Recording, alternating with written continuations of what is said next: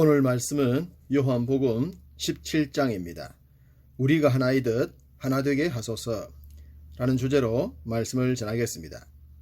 마태, 마가, 누가복음을 공관복음이라고 합니다. 공통된 관점에서 기록했기 때문인데 요한복음은 그와 다르다고 했습니다. 공관복음서에서 고난당하시는 주님의 모습을 기록했다면 요한복음은 승리하신 그리스도의 모습을 기록하고 있습니다.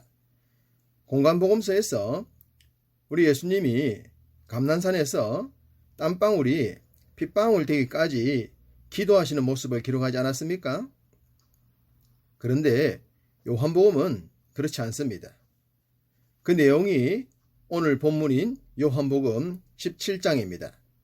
기록된 내용 때문에 대제사장의 기도라는 별명이 붙여져 있습니다. 예수님은 앞장 마지막 구절에서 세상에서는 너희가 환난을 당하나 담대하라 내가 세상을 이기었노라고 하셨습니다. 그러신 후에 오늘 기도가 시작됩니다. 본장이 승리자의 기도라는 것을 알게 합니다. 당장은 사람들에게 핍박을 당하고 체포당하시는 등 어려움이 있겠지만 그 모든 것이 하나님 아버지의 뜻을 이루시기 위함이죠. 2절 아버지께서 아들에게 주신 모든 사람에게 영생을 주게 하시려고 만민을 다스리는 권위를 아들에게 주셨음이로소이다. 이 구절에서 우리의 관심을 끄는 것이 모든 사람에게 영생을 주게 하시려고입니다. 주님은 모든 사람이 구원받기를 원하십니다. 그렇지만 모든 사람들이 구원을 받는 것은 아닙니다. 예수님의 말씀을 반박했던 종교 지도자들처럼 예수님을 팔아버린 가룟 유다처럼 주의 말씀을 거부하는 자들이 있기 때문입니다. 누차 말씀드리지만 영생의 축복을 받았음이 믿어지는 것은 누구에게나 주어지는 것이 아님을 감사해야 할 것입니다. 그렇다면 어떻게 영생의 축복을 누릴 수 있습니까? 3절 영생은 곧 유일하신 참 하나님과 그가 보내신 자 예수 그리스도를 아는 것이니이다. 성경에서 안다라고 하는 것은 단순한 지식적인 알미 아니라고 했습니다. 가령 현직 대통령이 누군지 알지만 대통령은 우리를 모릅니다. 이런 알미 지식적 알미입니다. 반면 성경적 알미란 부부가 부부를 아는 것과 같은 관계를 말합니다. 관계성이 맺어져 있어야 합니다. 인격적 교류와 나눔이 가능해야 합니다. 그러므로 우리가 하나님을 알고 예수님을 안다는 것은 그분과의 확실한 관계성이 맺어져 있다는 것을 의미합니다. 그것이 어떻게 가능하겠습니까? 당연히 말씀 대신 그리스도를 믿는 것이며 구원 역사를 주관하시는 하나님 아버지를 믿는 것입니다. 앞서 보았던 5장 24절은 이렇게 말씀합니다. 내가 진실로 진실로 너희에게 이르노니 내 말을 듣고 또 나 보내신 이를 믿는 자는 영생을 얻었고 심판에 이르지 아니하나니 사망에서 생명으로 옮겼느니라.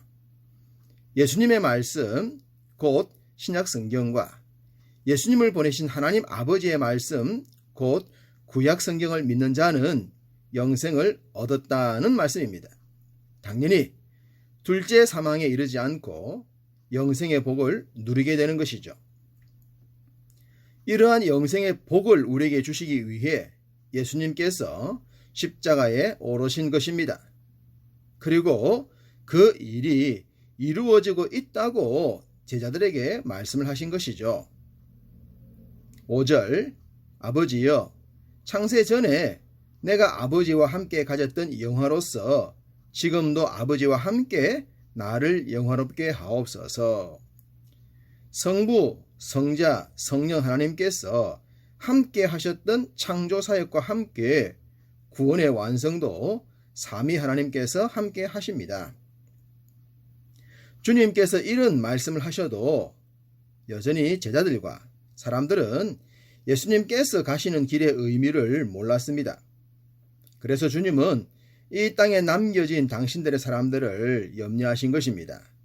11절 나는 세상에 더 있지 아니하오나 그들은 세상에 있사옵고 나는 아버지께로 가옵나니 거룩하신 아버지여 내게 주신 아버지의 이름으로 그들을 보존하사 우리와 같이 그들도 하나가 되게 하옵소서.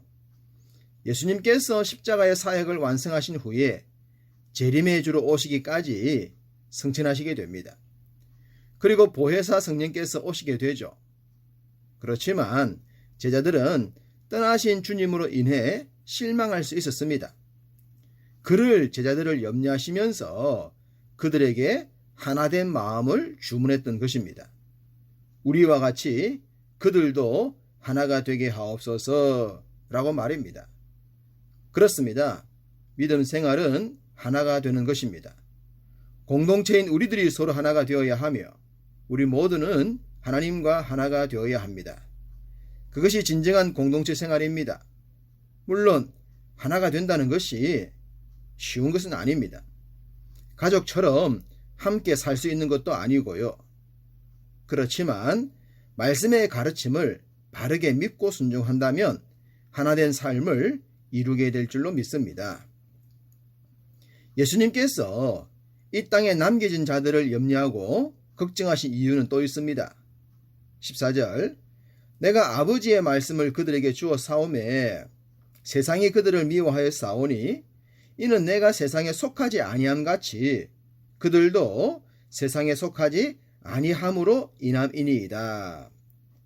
주님은 세상으로 성육신 하셨지만 세상에 속하지 않으셨습니다. 동일하게 우리도 세상 속에 살지만 세상에 속한 자가 되지 않아야 합니다. 그렇다고 세상을 배척하고 세상과 무관하게 살라는 것은 아닙니다. 세상을 본향으로 생각하지 말라는 말씀입니다. 영적인 우리들이 세상에 속한 자처럼 살게 되면 혼돈에 빠지게 됩니다. 당연히 빛과 소금된 삶을 살 수가 없죠. 그렇기에 이 말씀이 필요합니다. 17절 그들을 진리로 거룩하게 하옵소서. 아버지의 말씀은 진리니이다. 진리로 거룩해져야 합니다. 진리는 곧 기록된 말씀입니다. 우리가 말씀을 날마다 가까이 대하면서 그 가르침에 순종하고자 할 때 주님의 거룩함을 닮아가게 될 것입니다. 20절 내가 비옵는 것은 이 사람들만 위함이 아니요 또 그들의 말로 말미암아 나를 믿는 사람들도 위함이니. 주님의 가르침은 2000년 전 제자들에게만 주신 것이 아닙니다. 모든 시대를 살아가는 모든 사람들에게 주신 것이죠. 누구든지 예수님의 말씀을 믿고 거듭나서 하나님의 자녀가 되기를 주님은 기도하셨습니다. 우리가 주님의 말씀을 전해야 하는 이유도 여기에 있는 것입니다. 24절 아버지여 내게 주신 자도 나 있는 곳에 나와 함께 있어 아버지께서 창세 전부터 나를 사랑하심으로 내게 주신 나의 영광을 그들로 보게 하시기를 원하옵나이다. 예수님은 믿음 안에서 하나가 된 우리들이 하나님 아버지의 영광을 보게 해달라고 기도하셨습니다. 그렇습니다. 우리가 믿음 생활하면서 보아야 할 것 중 하나가 하나님의 영광입니다.